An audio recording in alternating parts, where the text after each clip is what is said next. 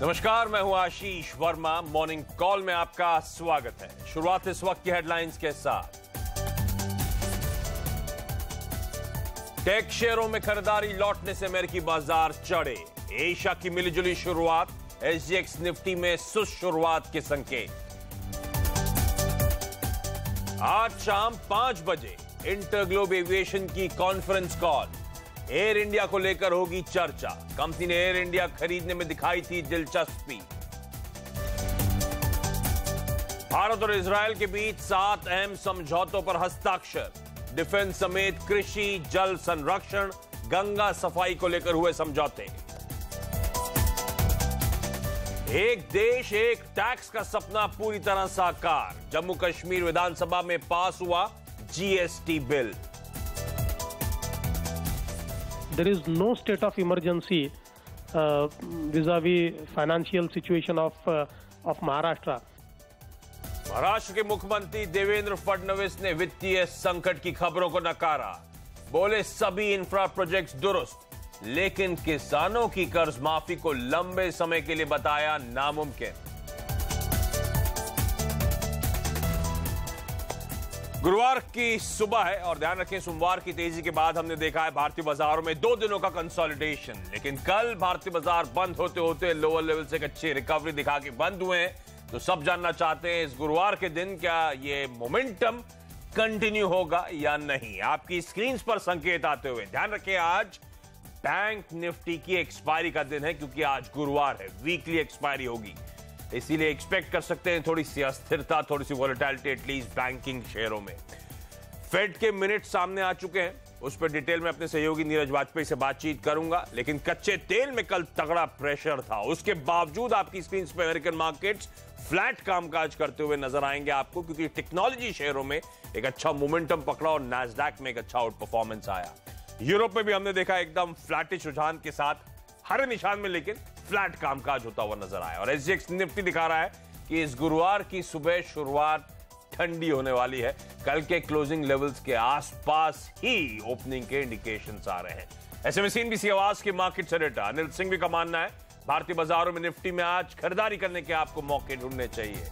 और अनिल नहीं, बाजार पे एक और एक्सपर्ट समीत चौहान से मैं आगे करूंगा बातचीत, लेकिन पहले ग्लोबल संकेत और मेरे साथ मेरे सहयोगी नीरज वाजपेयी अब जुड़ चुके हैं। नीरज, हाय, गुड मॉर्निंग। Good morning. इस तरह के संकेत हैं कच्चे तेल में इस तगड़े प्रेशर के बावजूद अगर अमेरिकन मार्केट्स फ्लैट है तो मतलब मोमेंटम अच्छा था।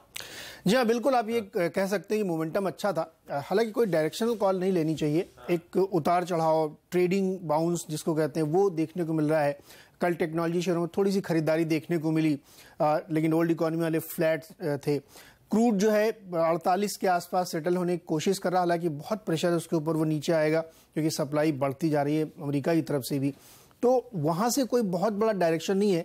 कल फेड के जो मिनट्स है उसमें जो प्लान रखा था फेड ने पहले कि हम अपनी बैलेंस शीट को कॉन्ट्रैक्ट करेंगे, कम करें, अपने बॉन्ड बेचेंगे, साथ ही रेट हाइक वो होगा, अभी साल में और भी होंगे, तो वो ऑन ट्रैक था। प्रोग्राम जैसा उन्होंने बताया था वैसे ही निकल के आया। मिनट्स में भी ज्यादातर इस बात पे सहमति है कि इकोनॉमी ग्रो कर रही है, इसलिए हमें बढ़ाने में कोई दिक्कत नहीं। तो बाजार इसको डाइजेस्ट कर रहा था क्योंकि उसको ये सारी चीजें मालूम, तो कोई सरप्राइज नहीं था। लेकिन दूसरा जो पहलू जियोपॉलिटिकल जिसकी चर्चा हम कल भी कर रहे थे, वहां थोड़ा सा एक नॉच और एस्केलेशन हुआ। एस्केलेशन ये हुआ है कि निक्की हेली जो यूएन में काउंसिल है, यूएन में रिप्रेजेंटेटिव अमेरिका की, उन्होंने कहा है कि हम फोर्स इस्तेमाल करने के लिए यानी सैन्य कार्रवाई करने के लिए तैयार हैं नॉर्थ कोरिया के, लेकिन हम ये चाहते हैं कि डिप्लोमेटिकली ये सॉल्व हो जाए और चाइना को इसमें मदद करनी चाहिए क्योंकि वो उनका ज्यादा क्लोज एलाई है, ज्यादा अच्छी तरह से वो समझता है उनको। अगर ऐसा नहीं हुआ और अब नॉर्थ कोरिया इस बात पे अड़ा रहा कि वो अलास्का तक मार करने वाली मिसाइल का टेस्ट जरूर करेगा, तो शायद फिर सैन्य कार्रवाई हो सकती है। तो इन दोनों पहलुओं के बीच में मार्केट ट्रेड कर रहा है। चूंकि नॉर्थ कोरिया वाला मामला इतने दिन से चल रहा है कि लोगों को लगता है शायद कोई कार्रवाई नहीं होगी, डिप्लोमेटिकली हल हो जाएगा, इसलिए पॉजिटिविटी बनी हुई है। तो संकेत मेरे हिसाब से आज ठीक पढ़ने चाहिए, कोई दिक्कत की बात नहीं है। और सिर्फ नॉर्थ कोरिया नहीं, हमें तो सिक्किम बॉर्डर के पास जो चाइना के साथ दिक्कतें आ रही हैं उस पर भी नजर रखने की जरूरत है। और जहां तक फेड मिनट्स की बातें से नीरज भी कह रहे थे, फेड के मिनट्स में इंडिकेशन यह है कि ऑफिशियल्स मानते हैं कि ब्याज दरों में आगे भी बढ़त का सिलसिला कंटिन्यू होगा, बावजूद इसके कि इन्फ्लेशन उनके टारगेटेड लेवल से कहीं नीचे कामकाज कर रहा है। क्योंकि उनका मानना है वो शॉर्ट टर्म में नीचे है, लंबी अवधि में वापस 2% के आसपास पहुंचेगा। दूसरी इंपॉर्टेंट कल भी मैं कह रहा था बात थी बैलेंस शीट कॉन्ट्रैक्शन को लेकर। फेड का ये मानना है जो $4.5 ट्रिलियन की अमेरिका की बैलेंस शीट है उसके कॉन्ट्रैक्शन का समय आ चुका है, उसे स्क्वीज करने का समय आ चुका है और उनका मानना है बहुत लिमिटेड डिस्ट्रप्शन होगा फाइनेंशियल मार्केट्स में। लेकिन दिक्कत यहां पर यह है कि उन ऑफिशियल्स में भी शायद क्लैरिटी नहीं है कि बैलेंस शीट का कॉन्ट्रैक्शन कब शुरू होना है। बाजार मान रहा है सितंबर या फिर उसके बाद इस सिलसिले की शुरुआत होगी। लेकिन चलिए, जहां तक भारतीय बाजारों की बात है, कल भी एक कंसोलिडेशन का दिन था। इनफैक्ट सोमवार के मूव के बाद हमने देखा कल और परसों यानी कि मंगलवार और बुधवार दोनों दिन कंसोलिडेशन था। कल भी बेहद सीमित दायरे में मैं कैलकुलेट कर रहा था 30-35 पॉइंट की रेंज थी दिन भर की जिसमें भारतीय बाजार कामकाज कर रहे थे। हाँ, ये अच्छी बात थी कि कल बायसनेस जो था वो पॉजिटिव साइड पे था, इसलिए आप देखेंगे दिन के हाईज के आसपास जाके भारतीय बाजार बंद होते हुए नजर आए। 25 पॉइंट का उछाल था निफ्टी में। एफएमसीजी और आईटी, और उसमें आईटीसी और इन्फोसिस दो स्टॉक से जिन्होंने खासतौर पर दबाव बनाया, खरीदारी देखने को मिली। मेटल्स, ऑयल एंड गैस और प्राइवेट बैंकिंग स्पेस भी इस समय मदद कर रहा है। अच्छा, कल एक और अच्छी बात थी, परसों तो अक्रॉस द बोर्ड कंसोलिडेशन का दिन था, मिड कैप स्मॉल कैप भी कंसोलिडेट हो रहे थे। कल एटलीस्ट उस पॉकेट में और परफॉर्मेंस था, मिड कैप्स 1, स्मॉल कैप 1.25% का उछाल था और इसलिए मार्केट ब्रेथ भी कल पॉजिटिव थी। 2:1 का रेशियो था, हर एक गिरने वाले के सामने दो स्टॉक्स मजबूती के साथ कामकाज कर रहे थे। और पिछले कुछ दिनों की अच्छी खासी बिकवाली के बाद कल एटलीस्ट एफआईआईज की तरफ से खरीदारी का आंकड़ा सामने आया है। 228 करोड़ रुपए के आसपास के एफआईआईज ने कल कैश मार्केट में बाइंग करी है।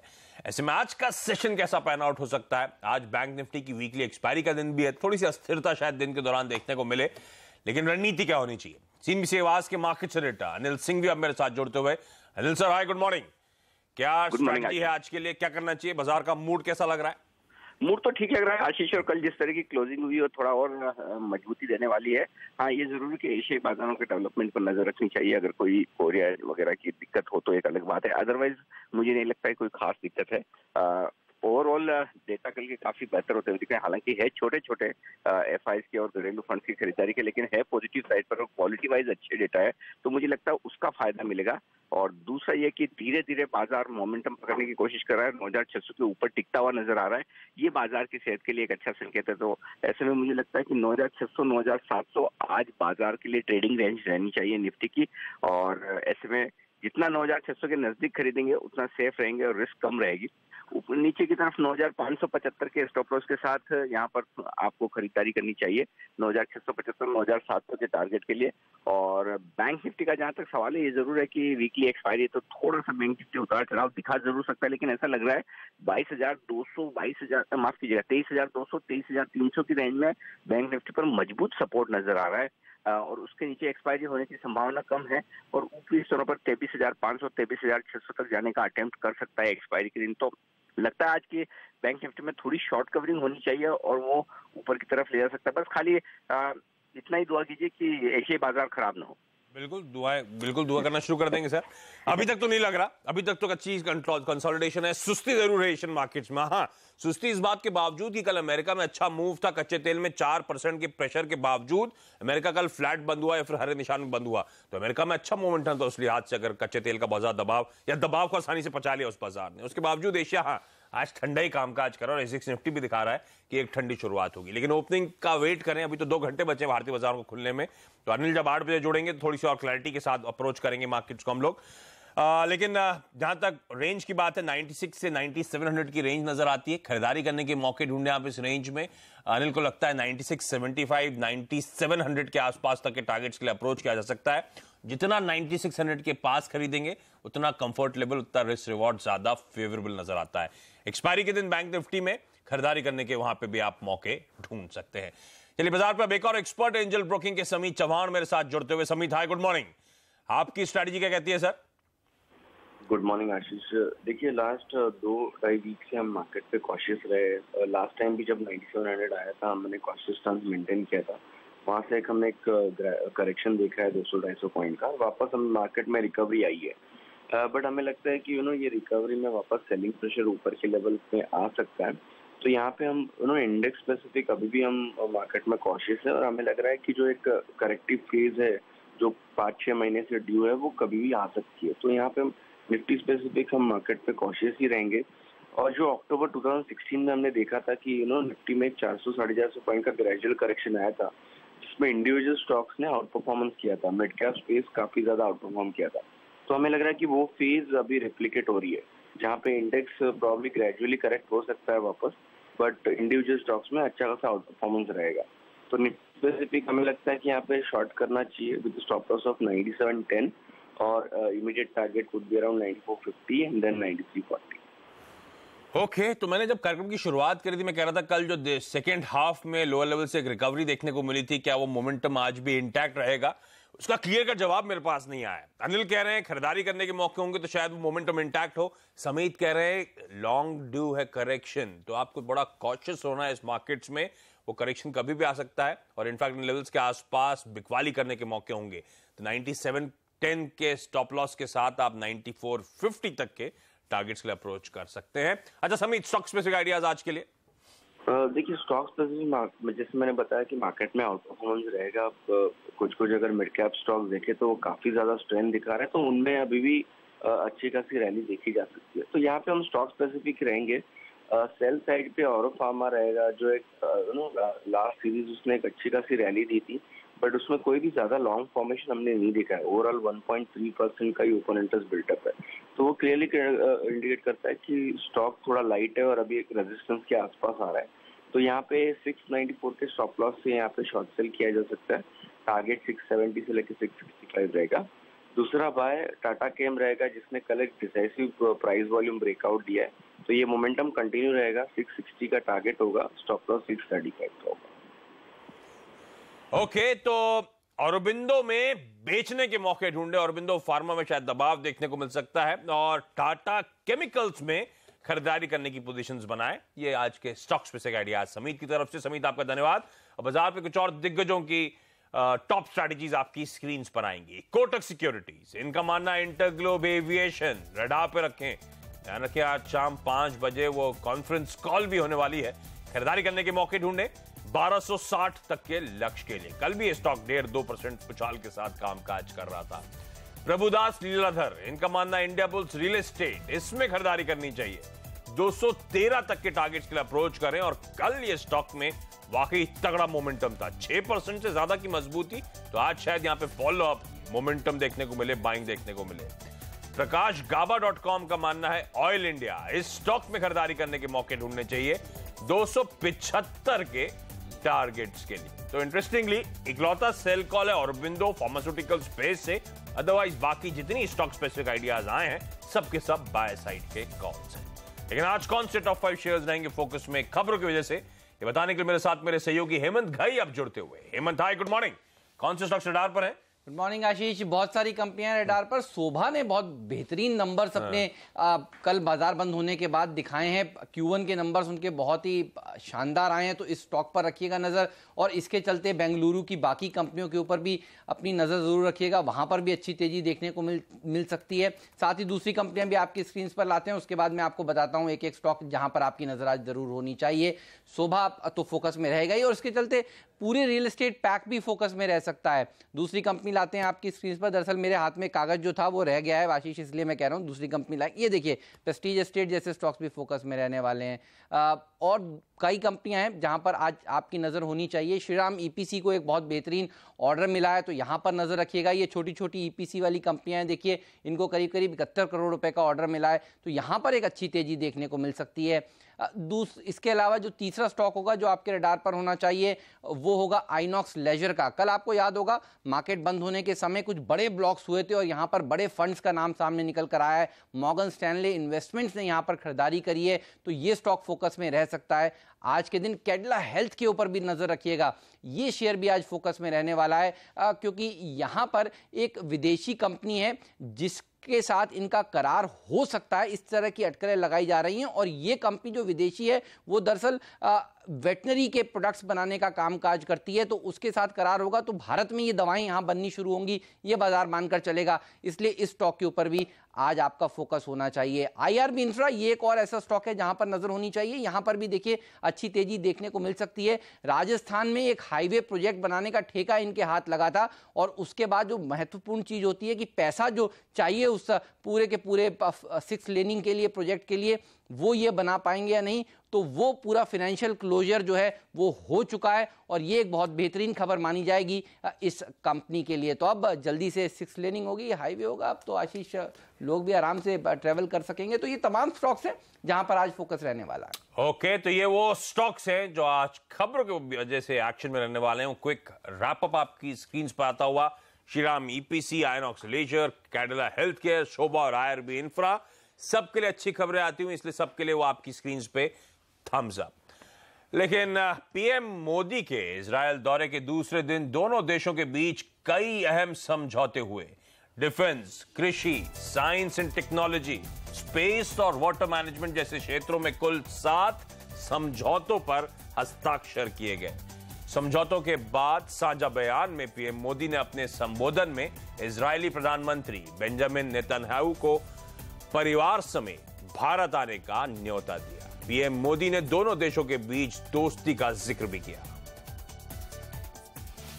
Prime Minister Netanyahu and I agreed to do much more together to protect our strategic interests and also cooperate to combat growing radicalization and terrorism, including in cyberspace. We also discussed the situation in West Asia and the wider region. It is India's hope that peace, dialogue and restraint will prevail. I have a feeling that today India and Israel are changing our world and maybe changing parts of the world, because this is a cooperation, it's a marriage really made in heaven, but we're implementing it here on earth. और चलिए आज का events calendar अब आपकी screen पर आएगा, यानी कि आपकी और हमारी नजरें कहां होनी चाहिए। एसबीआई कॉन्क्लेव का आज दूसरा दिन है। अरुंधति भट्टाचार्य, अमिताभ कांत, बाबा रामदेव होंगे शामिल। शाम 5 बजे आज इंटरग्लोब एविएशन, यानी कि वो कंपनी जो इंडिगो एयरलाइन चलाने का काम करती है, उसकी एक कॉन्फ्रेंस कॉल है। अपने विदेश के एक्सपेंशन पर खासतौर पर फोकस होगा, जिसमें एक्सपेक्टेड है कि एयर इंडिया, जिसके लिए इन्होंने इंटरेस्ट जाहिर किया खरीदने के लिए, उस पर भी चर्चा होगी। दोपहर 1 बजे जीएसटी पर महिंद्रा एंड महिंद्रा की कॉन्फ्रेंस कॉल होनी है। 6 दिनों की जीएसटी की मास्टर क्लास शुरू होगी, हसमुख अढ़िया होंगे उसमें शामिल। और जीएम ब्रेवरीज के आज तिमाही नतीजे आने हैं। साथ ही 3 कंपनीज की आज एजीएम्स हैं। एचसीसी, सैटर्न क्रेडिट केयर की एजीएम होनी है और लंदन कोर्ट में विजय माल्या मामले की आज सुनवाई भी है। लेकिन चलिए यहां पे एक छोटा सा ब्रेक के बाद कमोडिटी और करेंसी मार्केट्स की टॉप स्ट्रैटेजी शेयर करूंगा। ब्रेक के बाद आपका स्वागत है और बात करते हैं कमोडिटी और करेंसी मार्केट्स की। एसएमसी कॉमट्रेड की वंदना भारती अब मेरे साथ जुड़ती हुई। वंदना जी हाय, गुड मॉर्निंग। बताएं मैम, कैसे होगी कमाई आज, क्या है आज की स्ट्रैटेजीज? आशीष, मुझे लग रहा है यहाँ पे कि लोअर लेवल पे एक बार फिर से बाइंग आएगी और सबसे ज्यादा जो एक्शन है वो दिख सकता है सिल्वर और क्रूड में। कल की बैठक के बाद यहाँ इन्फ्लेशन का बहुत ज्यादा कोई क्लैरिटी नहीं आई है इन्फ्लेशन पे, उसका फायदा मिल रहा है यहाँ पे कमोडिटीज काउंटर को। डॉलर इंडेक्स में भी एक रिकवरी है, साथ साथ में सिल्वर में भी मुझे लग रहा है कि अगर एमसीएक्स की मैं बात करूँ 37,500 पे भी बाय करते हैं तो मुझे लग रहा है कि स्लोली यहाँ पे काफी शार्प फॉल आया था तो 38,200 तक का लेवल आ सकता है। स्टॉप लॉस मेंटेन करना होगा यहाँ पे 37,200 का। दूसरी कमोडिटी है क्रूड। क्रूड में बहुत ही शार्प फॉल कल आया और आज यहाँ पे इन्वेंट्री शेड्यूल है और इन्वेंट्री में मुझे लग रहा है कि चाहे वो गैसोलीन हो क्रूड हो, डिक्लाइन आएगा इन्वेंट्री में और उसका एक फायदा जो है यहाँ पे फिर से क्रूड को मिलता दिख सकता है। मेरे ख्याल से 2960 के लेवल पे बाय करना चाहिए। ऑलरेडी इलेक्ट्रॉनिक ट्रेडिंग सेशन में अपर साइड दिखा रहा है और यहाँ पे जो टारगेट रखना होगा वो करीब 3050 3060 का रखना होगा और 2920 के स्टॉप लॉस के साथ। हाँ, कल के तगड़े प्रेशर के बाद आज सुबह जो एशियाई कामकाज हो रहा है उसमें तो रिकवरी देखने को मिल रही है। तो कच्चे तेल में खरीदारी करने के मौके ढूंढने आप लेवल्स आपकी स्क्रीन पर, और साथ साथ चांदी भी आज पसंद आ रहा है, उसमें भी खरीदारी करके चलें और उसके लिए जो लक्ष्य है वो 38,200 के। मैम धन्यवाद आपका सुबह से वक्त निकालने के लिए। और एक छोटा सा ब्रेक यहां पर, ब्रेक के बाद लेकर आएंगे ब्रोकरेज हाउसेस की रिपोर्ट। ब्रेक के बाद आपका स्वागत है और आज दिग्गज ब्रोकरेज हाउसेस के रडार पर क्या है ये बताने के लिए मेरे साथ मेरी सहयोगी सोनम मेहता जुड़ती हुई। सोनम हाय, गुड मॉर्निंग, बताएं क्या लेकर आई हैं आज। गुड मॉर्निंग आशीष। शुरुआत रिलायंस इंडस्ट्रीज के स्टॉक के साथ करना चाहूंगी। कंपनी ने अपना एनुअल रिपोर्ट जारी कर दिया है, जियो ने भी अपना एनुअल रिपोर्ट जारी कर दिया है। ऐसे में सीएलएस ने रिलायंस इंडस्ट्रीज पर अपनी खरीदारी की रेटिंग को बरकरार रखा है। लक्ष्य 1710 रुपए का दे रहे हैं। मौजूदा भाव से स्टॉक में लगभग 20% का अपसाइड दिखाई दे रहा है। उनके मुताबिक जो रिस्पॉन्स आया है जियो के अलग अलग प्लान्स को वो काफ़ी इंकरेजिंग है, लेकिन कंपनी के ऑपरेटिंग एक्सपेंस को लेकर कुछ दिक्कतें हैं और इसलिए उन्होंने वित्त वर्ष 19 के ईपीएस एस्टिमेट्स को 5% से घटा दिया है, जहां पर उनका मानना है कि रुपये मजबूत होने का भी दबाव पड़ेगा। नोमरा ने पीएनबी पंजाब नेशनल बैंक को अपग्रेड कर दिया है। न्यूट्रल से बाय की रेटिंग दे दी है। लक्ष्य 180 का दे रहे हैं। मौजूदा भाव से 32% का अपसाइड स्टॉक में दिखाई दे रहा है। उनके मुताबिक जो रिस्क रिवॉर्ड रेशियो है वो काफी फेवरेबल है। एसेट क्वालिटी को लेकर जितनी भी दिक्कतें थी वो पूरी की पूरी डिस्काउंट हो चुकी है। मॉर्गन स्टैनली की रिपोर्ट आई है यूटिलिटी सेक्टर पर। उन्होंने डाउनग्रेड कर दिया है सेक्टर को। जो अट्रैक्टिव की रेटिंग थी उसको घटाकर अब इनलाइन की रेटिंग दे दी है। अलग अलग स्टॉक्स पे काफी सारे लक्ष्य घटाया है। एनटीपीसी को पहले डाउनग्रेड किया है, ओवरवेट से इक्वली रेट की रेटिंग दे दी है। लक्ष्य घटा दिया है, 163 से 149 का लक्ष्य कर दिया है। अदानी पावर को डाउनग्रेड किया है। जेएसडब्ल्यू स्टील के लक्ष्य को घटाया है। पावर ग्रिड के लक्ष्य को बढ़ाया है। वही टाटा पावर को उन्होंने अपग्रेड कर दिया है। ओके, तो कई सारे स्टॉक्स रडार पर रहने चाहिए आपके, जहां पे ब्रोकरेजेस, दिग्गज ब्रोकरेज हाउसेस की रिपोर्ट्स आई हैं। इनमें एक्शन आज देखने को मिलेगा, लेकिन जाते जाते एसजीएक्स निफ्टी आपकी स्क्रीन पर। गुरुवार की सुबह इंडिकेशंस हैं कि एकदम सपाट, एकदम फ्लैट ओपनिंग होने वाली है, लेकिन मॉर्निंग कॉल में आज के लिए इतना ही। छोटा सा ब्रेक के बाद स्टॉक 2020। नमस्कार।